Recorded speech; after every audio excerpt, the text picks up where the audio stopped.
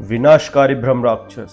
एक अनसुनी, एक अनकही दास्तां, पर जो मैं आज बताने वाला हूँ, आज के बाद आपको भी उस चीज पे यकीन हो जाएगा कि हाँ, विनाशकारी ब्रह्म राक्षस भी होते हैं। तो बात ये आज से काफी साल पहले की, और ये बात है मेरे दोस्त के ही गांव की। तो उसका गांव काफी पुराने जमाने का गांव था, और ये एक बेलियान गांव नाम का गांव है। बेलियन गांव, अगर नेट पर सर्च करो शायद आपको निकल ही आए वो गांव, उसकी स्टोरी भी निकल ही आए। तो मैं आज आपको सुनाने जा रहा हूँ जो वो असली घटना पर आधारित है। तो हुआ कुछ ऐसा था कि उस गांव में कंस्ट्रक्शन का काम स्टार्ट हो गया, रोड बनने लगी। तो सरकारी जो कॉन्ट्रैक्टर थे वो वहां पर आए, उन्होंने कहा कि रोड यहाँ से निकलेगी। तो गांव के लोगों ने कहा ये तो पीपल का पेड़ है, ये नहीं काटा जाएगा, ये हमारा बहुत पुश्तैनी पीपल का पेड़ है, और इसके नीचे ही बैठ के हम सब लोगों ने यहाँ पे अपनी जिंदगी गुजारी है, इसकी छाया लेते हैं हम, और हमारी जिंदगी काफी अच्छे से कट रही है। हम नहीं कटने देंगे इस पेड़ को। वो कहता है पेड़ तो कटेगा, कुछ भी कर लो, पेड़ कटेगा तभी यहाँ से रोड निकलेगी। उसने मना करा, काफी गांव के लोग सारे एक जगह इकट्ठे हो गए, पर गांव के लोग भी सरकार के आगे नहीं चली।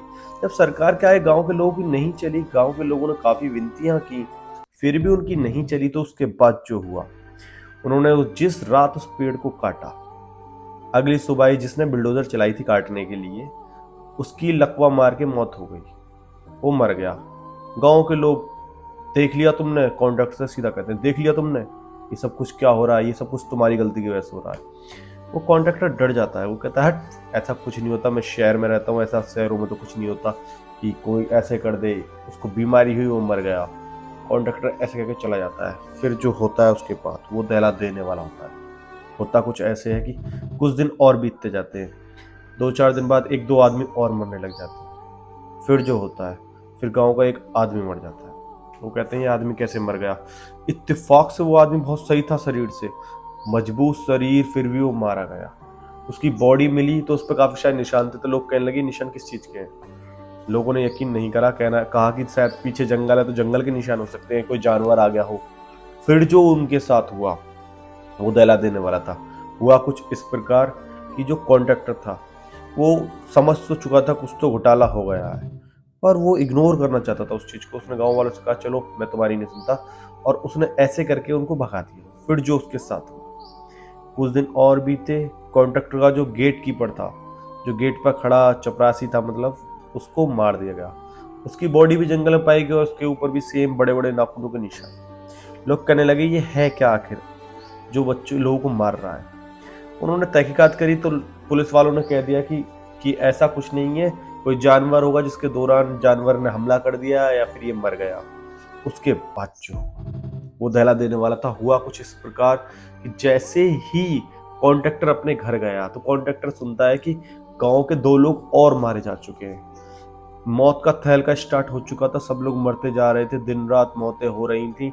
और वो जो कॉन्ट्रैक्टर था वो उस बात पर यकीन करने के लिए तैयार नहीं था कि उसकी ही ये गलती है जिसके दौरान ये सब कुछ हो रहा है। फिर क्या हुआ, फिर जो हुआ वो सबको दहला देगा।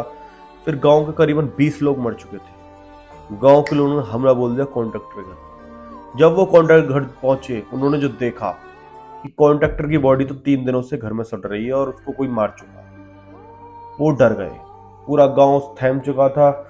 लोगों ने रात के 10 बजे के बाद निकलना घर से बंद कर दिया, और जब वो 10 बजे के बाद नहीं निकलते तो वो देखने लगे कि कुछ हो नहीं रहा है। फिर उसके बाद जो हुआ, कुछ दिन बीते, उन्होंने कहा कि घर से निकलेंगे नहीं बाहर।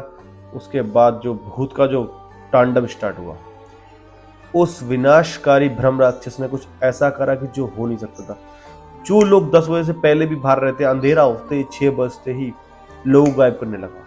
जैसे ही लोग गायब होते गए कुछ दिन बीते, और जैसे ही लोग गायब होते गए कुछ दिन बीते, तो उन्होंने कहा कि अब ऐसा करेंगे, उजाला जाते ही, लाइट जाते ही, शाम होते ही घर से निकलना बंद। कुछ दिन बीत गए। जिन लोगों के गेट बंद नहीं हो पाते थे, जाली के गेट थे, उनके गेट टूटने लगे, और उनके घर पर भी ऐसे ही हत्याएं होने लगी, जो लोग अकेले रहते थे। कुछ दिन बीते, गांव के काफी लोग मर गए। जब गांव के काफी लोग मर चुके थे तो उन्होंने कहा कुछ तो हल निकालना पड़ेगा। उन्होंने एक पुराने, मतलब जो गांव का एक बहुत पुराना आदमी था, उसको मिले। उससे कहा कि ऐसा कुछ हो गया है, हमारे पूरे गांव में लोग मर रहे हैं। वो आदमी शहर में रहता था। ये लोग शहर में गए अपनी कंप्लेन लेकर। उसके बाद जो इनके साथ हुआ, वो दहला देने वाला था। हुआ कुछ इस प्रकार कि जैसे ही वो अपनी कंप्लेन लेकर उसके पास गए, उसने बताया कि ऐसा मेरी जवानी के टाइम पर भी हुआ था, जब मैं छोटा बच्चा था। मेरे पापा ने इसका उदाहरण करा था। वो जो पीपल का पेड़ था वो काट दिया गया है क्या? उसने कहा हाँ हाँ हाँ वो पीपल का पेड़ काट दिया। पूरा गांव अतरज में आ गया कि इसको कैसे पता पीपल का पेड़ काट दिया। वो समझ चुके थे कि कुछ तो विनाशकारी हुआ है। फिर जो उसके बाद हुआ, वो गांव आया, उसने उस पेड़ को देखा कि वो पेड़ वहां से गायब था, कट चुका था। उसने कहा इसकी जड़ें कहाँ हैं? कहता है इसकी जड़ें इसमें अंदर ही है, जमीन में। उसने कहा जड़ें अंदर ही हैं? उसने कहा हाँ। उसने कहा कि 4 दिन बाद पूर्णिमा है, पूर्णिमा तक तुम सब अपने घर में रहो, साफ रहो, सतर्क रहो। कोई आवाज दे, गेट खटखटाए, कुछ भी करे, आपको बाहर नहीं आना, नहीं आना, नहीं आना। लोग अंदर रहने लगे। जैसे ही 14 दिन बीता कि गांव के कुछ बच्चे गायब हो गए, वो समझ गया कि उसी का काम है। उसने वह पूजा स्टार्ट करी। उसने 5-6 बकरे मंगाए, उनको काटा गया, बकरे काटे गए। उसके बाद एक पीपल का छोटा सा पेड़ लिया गया, उस पीपल के पेड़ को पूजा कर कर उस पर सिंदूर लगाए गए, धागे बांधे गए और उस जगह पर वापस से गाड़ा। कुछ दिन बीते, उन बच्चों की बॉडियां मिली, कुछ जिंदे भी थे, कुछ घायल थे तो कुछ मर चुके थे, लेकिन वो सारे पाए गए जंगल के अंदर। उसके बाद से गांव में कभी विनाश नहीं आया। जो कॉन्ट्रैक्टर था वो मर चुका था, नया कॉन्ट्रैक्टर आया, उसको सारी बातें बताई। वो थोड़ा धार्मिक आदमी था तो वो सारी बातें समझ गया, उसने रोड थोड़ी साइड से ले ली।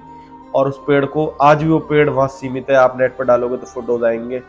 मेरे दोस्त का वो काफी फेमस गांव रहा है। तो आई होप आप लोगों को स्टोरी पसंद आई होगा। और जो लोग इस वीडियो को देख रहे हैं मैं उनसे भी ये कहूंगा कि हाँ, ये पुश्तैनिक पेड़ जो होते हैं ये हमारी सेफ्टी के लिए होते हैं।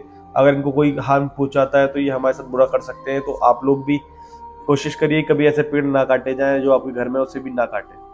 आई होप आपको वीडियो पसंद आएगी। लाइक शेयर सब्सक्राइब कर दो और जल्दी से शेयर बोल दो।